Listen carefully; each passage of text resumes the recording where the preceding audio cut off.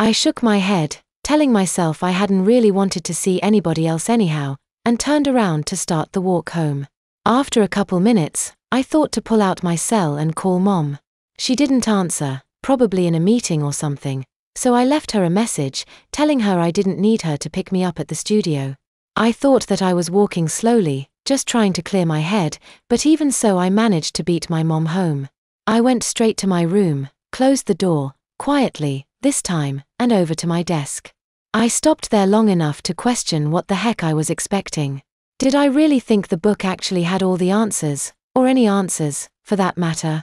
It was just a book that, by some weird coincidence, had a few similarities to my life. That was it. But, of course, if that was the case, then there would be no harm in looking at it, now would there? Surely after the first few pages I'd realize that those coincidences were just that, when that Sky and Leela went off and had some kind of strange, magical adventure together.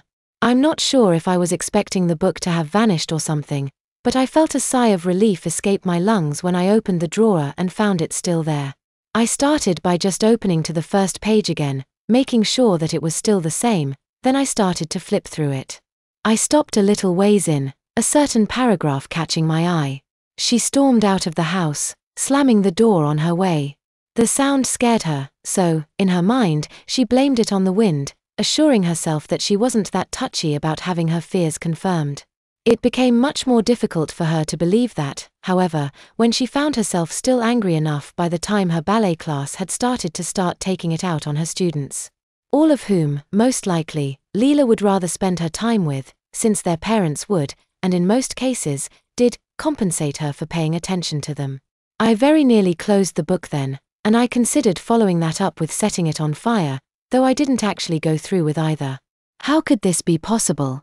Still, I had pretty much been hoping for something like that, something to tell me that there was more to the book than just featuring characters that were similar to me and Leela. But now that I had that confirmation, I had a new question. Had I gone too far, or not far enough? What question was I really looking for the answer to?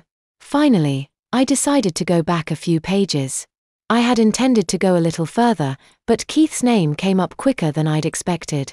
"Listen, guys," Keith said from the shadow of the doorway, not even daring to go inside. "I don't think I can do this." "What the hell are you talking about, man?" Martin asked. "You already did it. She was holding us back and you know it, man." I stopped there, staring down at the words in shock. Was that what they really thought? I was holding them back? Please. My singing was no worse than Martin's drum playing. Maybe I wasn't perfect, but did they seriously think they could find someone better in this town? "Yeah, I know," Keith agreed with half of a shrug, though his shoulders didn't quite find their way back down. "But I can't be around all this, not now.